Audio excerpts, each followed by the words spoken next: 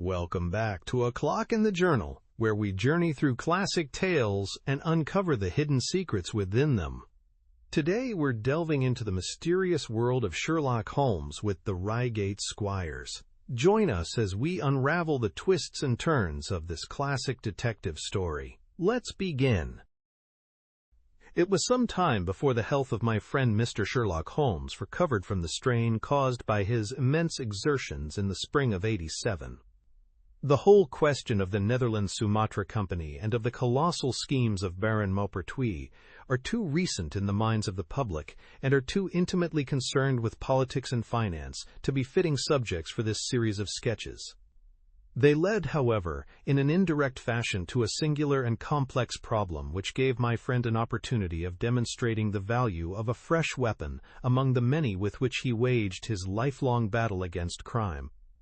On referring to my notes, I see that it was upon the 14th of April that I received a telegram from Lyons, which informed me that Holmes was lying ill in the Hotel Dulong. Within 24 hours I was in his sick room, and was relieved to find that there was nothing formidable in his symptoms. Even his iron constitution, however, had broken down under the strain of an investigation which had extended over 2 months, during which period he had never worked less than 15 hours a day, and had more than once, as he assured me, kept to his task for 5 days at a stretch. Even the triumphant issue of his labors could not save him from reaction after so terrible an exertion, and at a time when Europe was ringing with his name and when his room was literally ankle-deep with congratulatory telegrams, I found him a prey to the blackest depression. Even the knowledge that he had succeeded where the police of 3 countries had failed, and that he had outmaneuvered at every point the most accomplished swindler in Europe, was insufficient to rouse him from his nervous prostration. 3 days later we were back in Baker Street together, but it was evident that my friend would be much the better for a change, and the thought of a week of springtime in the country was full of attractions to me also. My old friend Colonel Hayter, who had come under my professional care in Afghanistan, had now taken a house near Reigate in Surrey, and had frequently asked me to come down to him upon a visit. On the last occasion he had remarked that if my friend would only come with me he would be glad to extend his hospitality to him also. A little diplomacy was needed, but when Holmes understood that the establishment was a bachelor one, and that he would be allowed the fullest freedom, he fell in with my plans, and a week after our return from Lyons, we were under the colonel's roof. Hayter was a fine old soldier who had seen much of the world, and he soon found, as I had expected, that Holmes and he had much in common. On the evening of our arrival, we were sitting in the colonel's gun-room after dinner, Holmes stretched upon the sofa, while Hayter and I looked over his little armory of firearms. "By the way," said he suddenly, "I think I'll take one of these pistols upstairs with me, in case we have an alarm." "An alarm?" said I. "Yes, we've had a scare in this part lately. Old Acton, who is one of our county magnates, had his house broken into last Monday. No great damage done, but the fellows are still at large." "No clue?" asked Holmes, cocking his eye at the colonel. "None as yet, but the affair is a petty one of our little country crimes, which must seem too small for your attention, Mr. Holmes, after this great international affair." Holmes waved away the compliment, though his smile showed that it had pleased him. "Was there any feature of interest?" "I fancy not. The thieves ransacked the library and got very little for their pains. The whole place was turned upside down, drawers burst open, and presses ransacked, with the result that an odd volume of Pope's Homer, 2 plated candlesticks, an ivory letter-weight, a small oak barometer, and a ball of twine are all that have vanished." "What an extraordinary assortment!" I exclaimed. "Oh, the fellows evidently grabbed hold of everything they could get," Holmes grunted from the sofa. "The county police ought to make something of that," said he. "Why, it is surely obvious that—" But I held up a warning finger. "You are here for a rest, my dear fellow. For heaven's sake, don't get started on a new problem when your nerves are all in shreds." Holmes shrugged his shoulders with a glance of comic resignation towards the colonel, and the talk drifted away into less dangerous channels. It was destined, however, that all my professional caution should be wasted, for next morning the problem obtruded itself upon us in such a way that it was impossible to ignore it, and our country visit took a turn which neither of us could have anticipated. We were at breakfast when the colonel's butler rushed in with all his propriety shaken out of him. "Have you heard the news, sir?" he gasped. "At the Cunningham, sir?" "Burglary!" cried the colonel, with his coffee cup in midair. "Murder!" the colonel whistled. "By Jove!" said he. "Who's killed, then? The J.P. or his son?" "Neither, sir. It was William the coachman, shot through the heart, sir, and never spoke again." "Who shot him, then?" "The burglar, sir. He was off like a shot and got clean away. He just broke in at the pantry window when William came on him and met his end in saving his master's property." "What time?" "It was last night, sir, somewhere about 12. "Ah, then, we'll step over afterwards," said the colonel, coolly settling down to his breakfast again. "It's a baddish business," he added, when the butler had gone.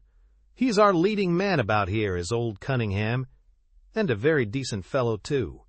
He'll be cut up over this, for the man has been in his service for years and was a good servant. It's evidently the same villains who broke into Acton's." "And stole that very singular collection," said Holmes thoughtfully. "Precisely." "Hum. It may prove the simplest matter in the world, but all the same at first glance, this is just a little curious, is it not? A gang of burglars acting in the country might be expected to vary the scene of their operations, and not to crack 2 cribs in the same district within a few days. When you spoke last night of taking precautions, I remember that it passed through my mind that this was probably the last parish in England to which the thief or thieves would be likely to turn their attention, which shows that I have still much to learn." "I fancy it's some local practitioner," said the colonel. "In that case, of course, Acton's and Cunningham's are just the places he would go for, since they are far the largest about here." "And richest?" "Well, they ought to be, but they've had a lawsuit for some years which has sucked the blood out of both of them, I fancy. Old Acton has some claim on half Cunningham's estate, and the lawyers have been at it with both hands." "If it's a local villain, there should not be much difficulty in running him down," said Holmes with a yawn. "All right, Watson, I don't intend to meddle." "Inspector Forrester, sir," said the butler, throwing open the door. The official, a smart, keen-faced young fellow, stepped into the room. "Good morning, Colonel," said he. "I hope I don't intrude, but we hear that Mr. Holmes of Baker Street is here." The colonel waved his hand towards my friend, and the inspector bowed. "We thought that perhaps you would care to step across, Mr. Holmes." "The fates are against you, Watson," said he, laughing. "We were chatting about the matter when you came in, Inspector. Perhaps you can let us have a few details." As he leaned back in his chair in the familiar attitude, I knew that the case was hopeless. We had no clue in the Acton affair, but here we have plenty to go on, and there's no doubt it is the same party in each case. The man was seen. "Ah, yes, sir, but he was off like a deer after the shot that killed poor William Kirwan was fired. Mr. Cunningham saw him from the bedroom window, and Mr. Alec Cunningham saw him from the back passage. It was 11:45 when the alarm broke out. Mr. Cunningham had just got into bed, and Mr. Alec was smoking a pipe in his dressing gown. They both heard William the coachman calling for help, and Mr. Alec ran down to see what was the matter. The back door was open, and as he came to the foot of the stairs he saw 2 men wrestling together outside. One of them fired a shot, the other dropped, and the murderer rushed across the garden and over the hedge. Mr. Cunningham, looking out of his bedroom, saw the fellow as he gained the road, but lost sight of him at once. Mr. Alec stopped to see if he could help the dying man, and so the villain got clean away. Beyond the fact that he was a middle-sized man and dressed in some dark stuff, we have no personal clue, but we are making energetic inquiries, and if he is a stranger, we shall soon find him out." "What was this William doing there? Did he say anything before he died?" "Not a word. He lives at the lodge with his mother, and as he was a very faithful fellow, we imagine that he walked up to the house with the intention of seeing that all was right there. Of course, this Acton business has put everyone on their guard.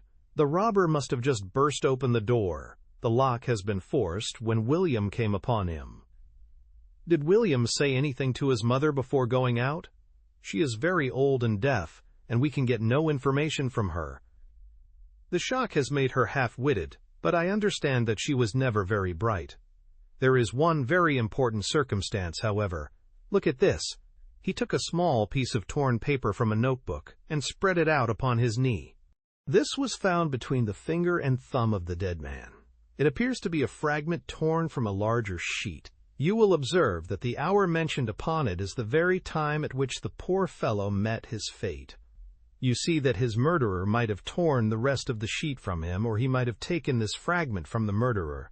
It reads almost as though it were an appointment."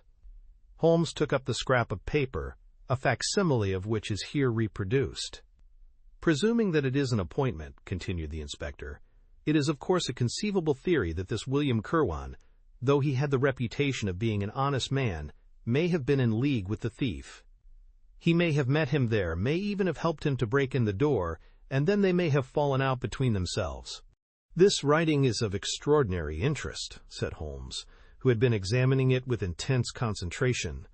"These are much deeper waters than I had thought." He sank his head upon his hands, while the inspector smiled at the effect which his case had had upon the famous London specialist. "Your last remark," said Holmes presently, "as to the possibility of there being an understanding between the burglar and the servant, and this being a note of appointment from one to the other, is an ingenious and not entirely impossible supposition. But this writing opens up." He sank his head into his hands again, and remained for some minutes in the deepest thought. When he raised his face again, I was surprised to see that his cheek was tinged with color, and his eyes as bright as before his illness. He sprang to his feet with all his old energy. "I'll tell you what," said he. "I should like to have a quiet little glance into the details of this case. There is something in it which fascinates me extremely. If you will permit me, Colonel, I will leave my friend Watson and you, and I will step round with the inspector to test the truth of one or two little fancies of mine. I will be with you again in half an hour." An hour and a half had elapsed before the inspector returned alone. "Mr. Holmes is walking up and down in the field outside," said he. "He wants us all four to go up to the house together." "To Mr. Cunningham's?" "Yes, sir." "What for?" The inspector shrugged his shoulders. "I don't quite know, sir. Between ourselves, I think Mr. Holmes had not quite got over his illness yet. He's been behaving very queerly, and he is very much excited." "I don't think you need alarm yourself," said I. "I have usually found that there was method in his madness." "Some folks might say there was madness in his method," muttered the inspector.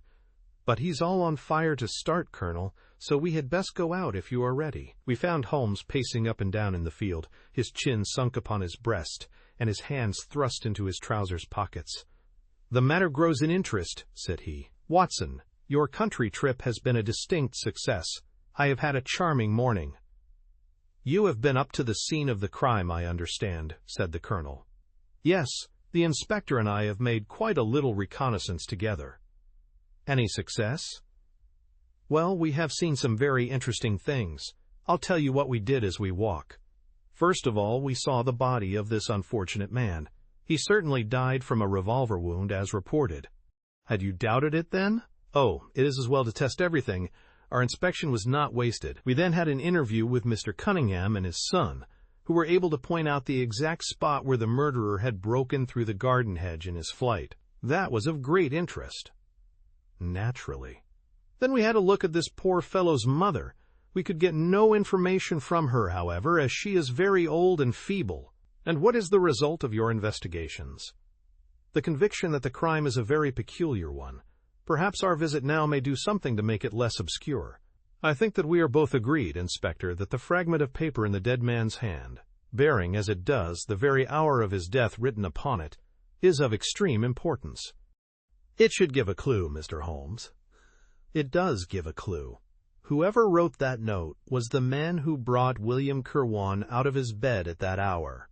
"But where is the rest of that sheet of paper?" "I examined the ground carefully in the hope of finding it," said the inspector. "It was torn out of the dead man's hand. Why was someone so anxious to get possession of it? Because it incriminated him. And what would he do with it? Thrust it into his pocket, most likely, never noticing that a corner of it had been left in the grip of the corpse. If we could get the rest of that sheet, it is obvious that we should have gone a long way towards solving the mystery. Yes, but how can we get at the criminal's pocket before we catch the criminal? Well, it was worth thinking over. Then, there is another obvious point. The note was sent to William. The man who wrote it could not have taken it. Otherwise, of course, he might have delivered his own message by word of mouth. Who brought the note, then? Or did it come through the post? I have made inquiries, said the inspector. William received a letter by the afternoon post yesterday. The envelope was destroyed by him. Excellent, cried Holmes, clapping the inspector on the back. You've seen the postman. It is a pleasure to work with you. Well, here is the lodge, and if you will come up, Colonel, I will show you the scene of the crime. We passed the pretty cottage where the murdered man had lived, and walked up an oak-lined avenue to the fine old Queen Anne house, which bears the date of Malplaquet upon the lintel of the door.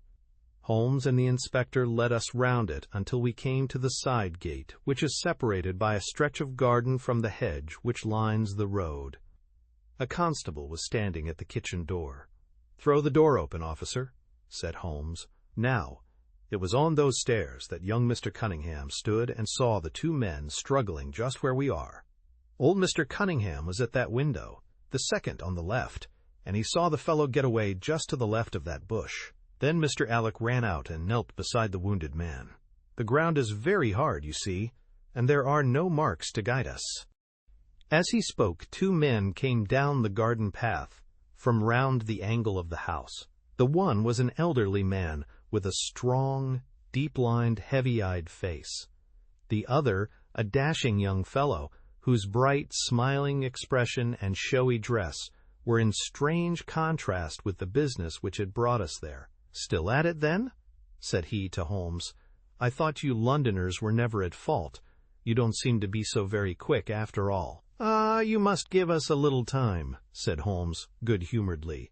"You'll want it," said young Alec Cunningham. "Why, I don't see that we have any clue at all." "There's only one," answered the inspector. "We thought that if we could only find—" "Good heavens, Mr. Holmes, what is the matter?" My poor friend's face had suddenly assumed the most dreadful expression. His eyes rolled upwards, his features writhed in agony, and with a suppressed groan he dropped on his face upon the ground. Horrified at the suddenness and severity of the attack, we carried him into the kitchen, where he lay back in a large chair and breathed heavily for some minutes. Finally, with a shamefaced apology for his weakness, he rose once more. "Watson would tell you that I have only just recovered from a severe illness," he explained. "I am liable to these sudden nervous attacks." "Shall I send you home in my trap?" asked old Cunningham. "Well, since I am here, there is one point on which I should like to feel sure. We can very easily verify it." "What was it?" "Well, it seems to me that it is just possible that the arrival of this poor fellow William was not before, but after, the entrance of the burglar into the house. You appear to take it for granted that, although the door was forced, the robber never got in." "I fancy that is quite obvious," said Mr. Cunningham gravely. "Why, my son Alec had not yet gone to bed, and he would certainly have heard anyone moving about." "Where was he sitting?" "I was smoking in my dressing-room." "Which window is that?" "The last on the left, next my father's." "Both of your lamps were lit, of course?" "Undoubtedly." "There are some very singular points here," said Holmes, smiling. "Is it not extraordinary that a burglar, and a burglar who had had some previous experience, should deliberately break into a house at a time when he could see from the lights that two of the family were still afoot? He must have been a cool hand." "Well, of course, if the case were not an odd one, we should not have been driven to ask you for an explanation," said young Mr. Alec. "But as to your ideas that the man had robbed the house before William tackled him, I think it a most absurd notion. Wouldn't we have found the place disarranged and missed the things which he had taken?" "It depends on what the things were," said Holmes. "You must remember that we are dealing with a burglar who is a very peculiar fellow, and who appears to work on lines of his own. Look, for example, at the queer lot of things which he took from Acton's—what was it? A ball of string, a letter weight, and I don't know what other odds and ends. "Well, we are quite in your hands, Mr. Holmes," said old Cunningham. "Anything which you or the inspector may suggest will most certainly be done." "In the first place," said Holmes, "I should like you to offer a reward, coming from yourself, for the officials may take a little time before they would agree upon the sum, and these things cannot be done too promptly. I have jotted down the form here, if you would not mind signing it. £50 was quite enough, I thought." "I would willingly give 500, said the J.P., taking the slip of paper and the pencil which Holmes handed to him. "This is not quite correct, however," he added, glancing over the document. "I wrote it rather hurriedly. You see, you begin, 'Whereas, at about 1:45 on Tuesday morning an attempt was made,' and so on. It was at 11:45, as a matter of fact. I was pained at the mistake, for I knew how keenly Holmes would feel any slip of the kind. It was his specialty to be accurate as to fact, but his recent illness had shaken him, and this one little incident was enough to show me that he was still far from being himself." He was obviously embarrassed for an instant, while the inspector raised his eyebrows, and Alec Cunningham burst into a laugh. The old gentleman corrected the mistake, however, and handed the paper back to Holmes. "Get it printed as soon as possible," he said. "I think your idea is an excellent one." Holmes put the slip of paper carefully away into his pocketbook. "And now," said he, "it really would be a good thing that we should all go over the house together and make certain that this rather erratic burglar did not, after all, carry anything away with him." Before entering, Holmes made an examination of the door which had been forced. It was evident that a chisel or strong knife had been thrust in, and the lock forced back with it. We could see the marks in the wood where it had been pushed in. "You don't use bars, then?" he asked. "We have never found it necessary." "You don't keep a dog?" "Yes, but he is chained on the other side of the house." "When did the servants go to bed?" "About 10. I understand that William was usually in bed also at that hour." "Yes, it is singular that on this particular night he should have been up. Now, I should be very glad if you would have the kindness to show us over the house, Mr. Cunningham." A stone-flagged passage with the kitchens branching away from it led by a wooden staircase directly to the first floor of the house. It came out upon the landing opposite to a second, more ornamental stair which came up from the front hall.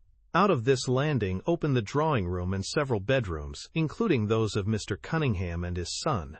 Holmes walked slowly, taking keen note of the architecture of the house. I could tell from his expression that he was on a hot scent, and yet I could not in the least imagine in what direction his inferences were leading him. "My good sir," said Mr. Cunningham with some impatience, "this is surely very unnecessary.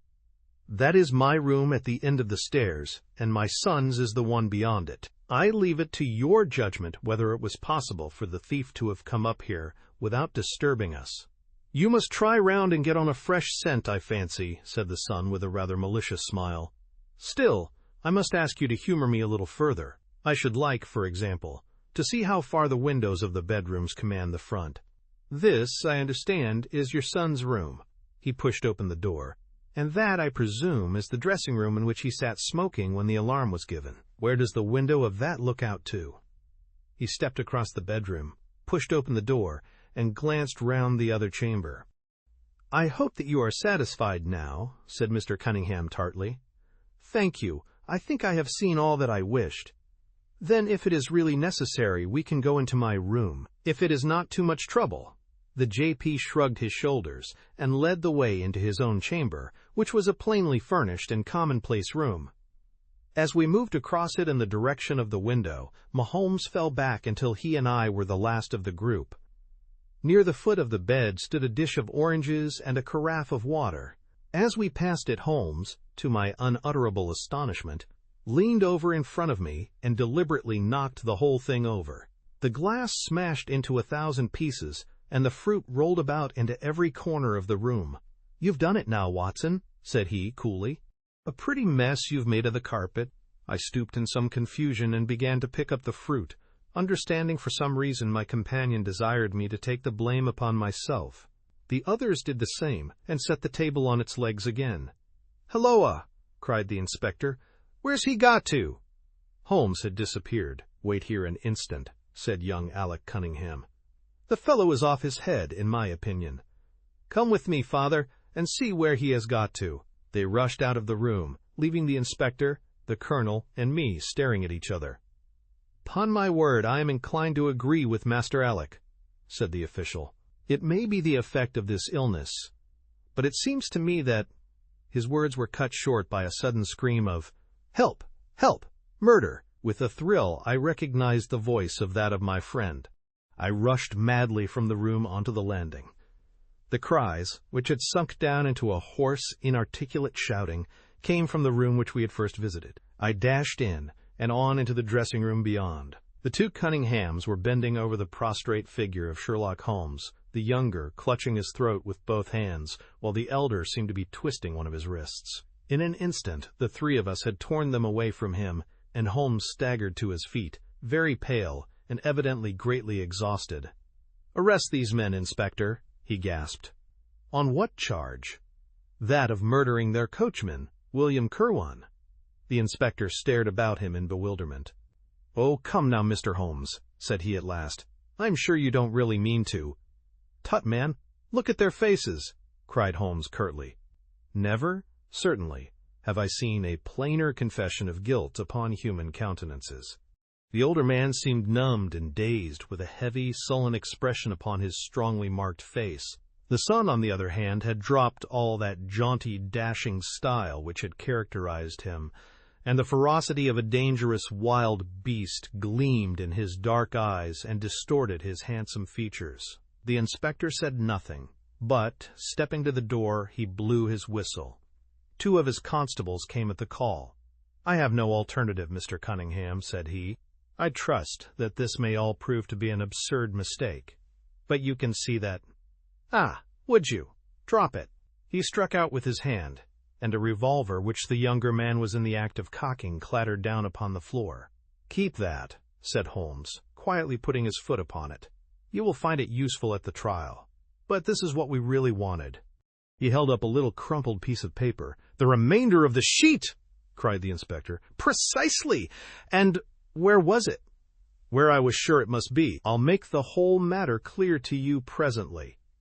I think, Colonel, that you and Watson might return now, and I will be with you again in an hour at the furthest. The inspector and I must have a word with the prisoners, but you will certainly see me back at luncheon time." Sherlock Holmes was as good as his word, for about 1 o'clock he rejoined us in the colonel's smoking room. He was accompanied by a little elderly gentleman, who was introduced to me as the Mr. Acton, whose house had been the scene of the original burglary. "I wished Mr. Acton to be present while I demonstrated this small matter to you," said Holmes, "for it is natural that he should take a keen interest in the details. I am afraid, my dear Colonel, that you must regret the hour that you took in such a stormy petrel as I am." "On the contrary," answered the Colonel warmly, "I consider it the greatest privilege to have been permitted to study your methods of working. I confess that they quite surpass my expectations, and that I am utterly unable to account for your result. I have not yet seen the vestige of a clue. I'm afraid that my explanation may disillusionize you, but it has always been my habit to hide none of my methods, either from my friend Watson or from anyone who might take an intelligent interest in them. But, first, as I am rather shaken by the knocking about which I had in the dressing-room, I think that I shall help myself to a dash of your brandy, Colonel. My strength has been rather tried of late. I trust that you had no more of those nervous attacks." Sherlock Holmes laughed heartily. "We will come to that in its turn," said he. "I will lay an account of the case before you in its due order, showing you the various points which guided me in my decision. Pray interrupt me if there is any inference which is not perfectly clear to you. It is of the highest importance in the art of detection to be able to recognize, out of a number of facts, which are incidental and which vital. Otherwise, your energy and attention must be dissipated instead of being concentrated. Now, in this case, there was not the slightest doubt in my mind from the first that the key of the whole matter must be looked for in the scrap of paper in the dead man's hand. Before going into this, I would draw your attention to the fact that, if Alec Cunningham's narrative was correct, and if the assailant, after shooting William Kirwan, had instantly fled, then it obviously could not be he who tore the paper from the dead man's hand. But if it was not he, It must have been Alec Cunningham himself, for by the time that the old man had descended, several servants were upon the scene. The point is a simple one, but the inspector had overlooked it because he had started with the supposition that these county magnates had had nothing to do with the matter.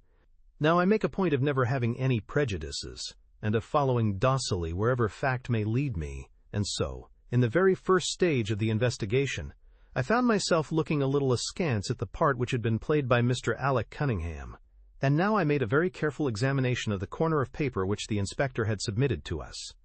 Was at once clear to me that it formed part of a very remarkable document. Here it is. Do you not now observe something very suggestive about it? It has a very irregular look, said the colonel. My dear sir, cried Holmes, there cannot be the least doubt in the world that it has been written by two persons doing alternate words. When I draw your attention to the strong T's of at and to, and ask you to compare them with the weak ones of quarter and 12, you will instantly recognize the fact. A very brief analysis of these four words would enable you to say with the utmost confidence that the learn and the maybe are written in the stronger hand, and the what in the weaker. By Jove, it's as clear as day, cried the colonel. Why on earth should two men write a letter in such a fashion? Obviously the business was a bad one, and one of the men who distrusted the other was determined that, whatever was done, each should have an equal hand in it. Now, of the two men, it is clear that the one who wrote the at and to was the ringleader. How do you get at that? We might deduce it from the mere character of the one hand as compared with the other. But we have more assured reasons than that for supposing it. If you examine this scrap with attention, you will come to the conclusion that the man with the stronger hand wrote all his words first, leaving blanks for the other to fill up. These blanks were not always sufficient, and you can see that the second man had a squeeze to fit his quarter in between the at and the to, showing that the latter were already written. The man who wrote all his words first is undoubtedly the man who planned the affair. Excellent, cried Mr. Acton. But very superficial, said Holmes. We come now, however, to a point which is of importance. You may not be aware that the deduction of a man's age from his writing is one which has been brought to considerable accuracy by experts. In normal cases, one can place a man in his true decade with tolerable confidence. I say normal cases, because ill health and physical weakness reproduce the signs of old age, even when the invalid is a youth. In this case, looking at the bold, strong hand of the one, and the rather broken-backed appearance of the other, which still retains its legibility, although the T's have begun to lose their crossing, we can say that the one was a young man, and the other was advanced in years without being positively decrepit. Excellent, cried Mr. Acton again. There is a further point, however, which is subtler and of greater interest. There is something in common between these hands. They belong to men who are blood relatives. It may be most obvious to you in the Greek E's, but to me there are many small points which indicate the same thing.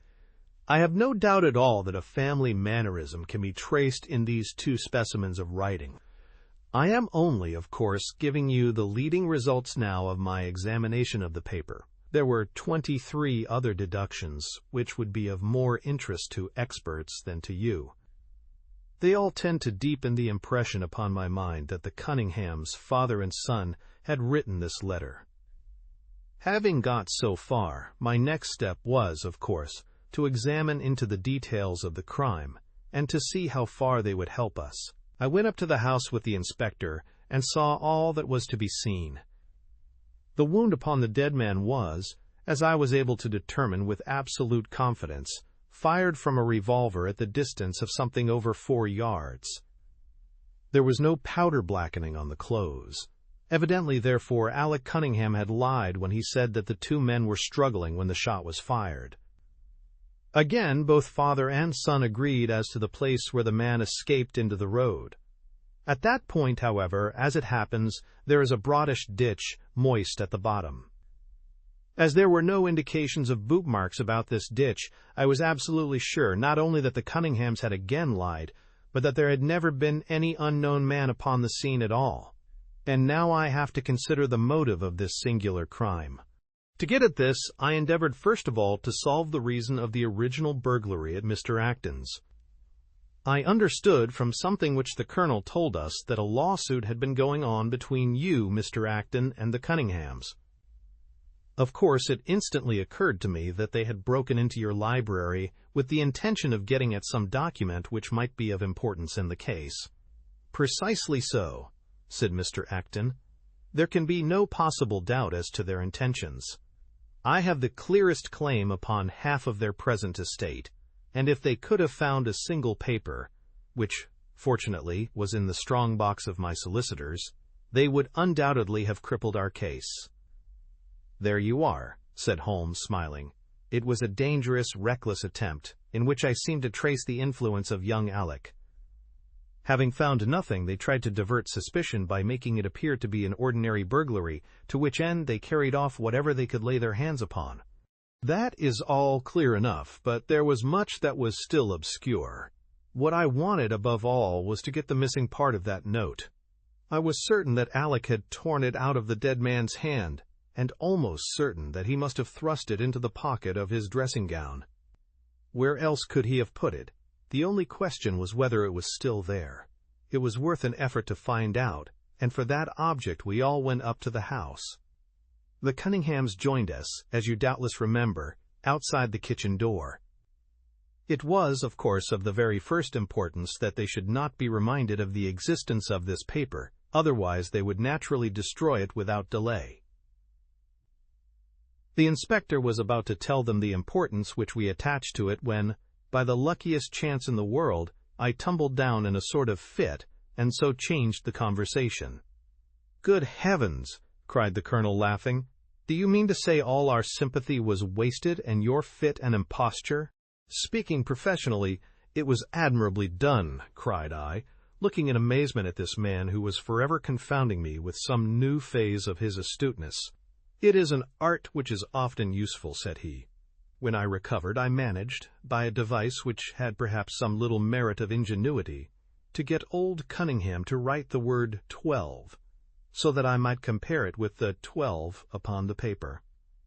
"Oh, what an ass I have been!" I exclaimed. "I could see that you were commiserating me over my weakness," said Holmes, laughing. "I was sorry to cause you the sympathetic pain which I know that you felt." We then went upstairs together, and having entered the room and seen the dressing gown hanging up behind the door, I contrived, by upsetting a table, to engage their attention for the moment, and slipped back to examine the pockets. I had hardly got the paper, however, which was, as I had expected, in one of them, when the two Cunninghams were on me, and would, I verily believe, have murdered me then and there but for your prompt and friendly aid. As it is, I feel that young man's grip on my throat now, and the father has twisted my wrist round in the effort to get the paper out of my hand. They saw that I must know all about it, you see, and the sudden change from absolute security to complete despair made them perfectly desperate. I had a little talk with old Cunningham afterwards as to the motive of the crime. He was tractable enough, though his son was a perfect demon, ready to blow out his own or anybody else's brains if he could have got to his revolver. When Cunningham saw that the case against him was so strong, he lost all heart and made a clean breast of everything. It seems that William had secretly followed his two masters on the night when they made their raid upon Mr. Acton's, and having thus got them into his power, proceeded, under threats of exposure, to levy blackmail upon them. Mr. Alec, however, was a dangerous man to play games of that sort with. It was a stroke of positive genius on his part to see in the burglary scare which was convulsing the countryside an opportunity of plausibly getting rid of the man whom he feared. William was decoyed up and shot, and had they only got the whole of the note and paid a little more attention to detail in the accessories, it is very possible that suspicion might never have been aroused. "And the note?" I asked. Sherlock Holmes placed the subjoined paper before us. "If you will only come round at 11:45 to the east gate, you will learn what will very much surprise you and maybe be of the greatest service to you, and also to Annie Morrison. But say nothing to anyone upon the matter. It is very much the sort of thing that I expected," said he, Of course, we do not yet know what the relations may have been between Alec Cunningham, William Kirwan, and Annie Morrison. The results shows that the trap was skillfully baited. I am sure that you cannot fail to be delighted with the traces of heredity shown in the P's and in the tails of the G's. The absence of the eye dots in the old man's writing is also most characteristic. Watson, I think our quiet rest in the country has been a distinct success, and I shall certainly return much invigorated to Baker Street tomorrow.